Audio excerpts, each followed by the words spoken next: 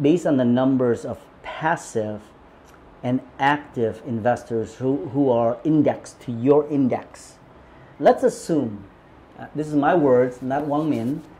Let's assume you upgrade us in January. I'm just kidding. No. In September. What should we expecting the volume to be? Mm-hmm. So we actually have a watch list index which is available. Again, going back to the transparency point. Yep.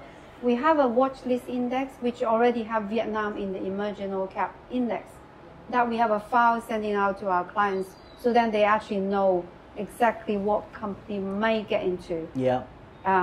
So based on that analysis, we look at Vietnam when upgraded, roughly around 0.3% of the FTSE emerging market all cap index.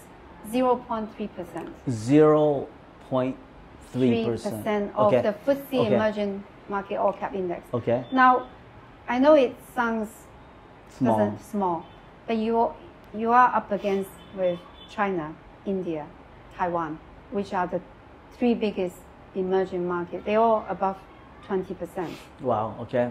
And then significantly taken the big chunk of that emerging market all cap. But however, there are other indices. We have emerging market. Some people choose to look at China as a standalone. So then they have emerging market ex-China. Then Vietnam may potentially have bigger weight in that index. And then you have APAC. Just look at APAC ex-Japan, ex-China. Then potentially when Vietnam got upgraded, also be part of that index. So Wanming, for all of our, I'm just thinking about our listeners, and lots of them are retail investors in Vietnam who just don't quite understand the whole index thing. Is that right? Because that's an institutional thing. Yeah, I think so.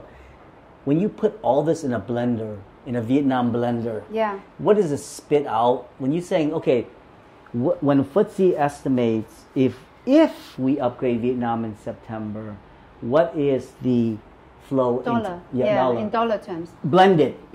Sure. Okay. So passive fund, sticky money, follow the index.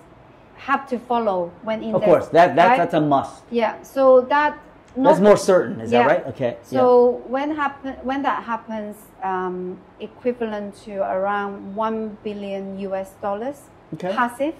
Passive, okay. And then active is very difficult to estimate. Exactly. Because some of them may choose to ignore it and short it. Or do it before or do it after. Understood, yeah. But we typically, the way we forecast is using 5 times of the passive.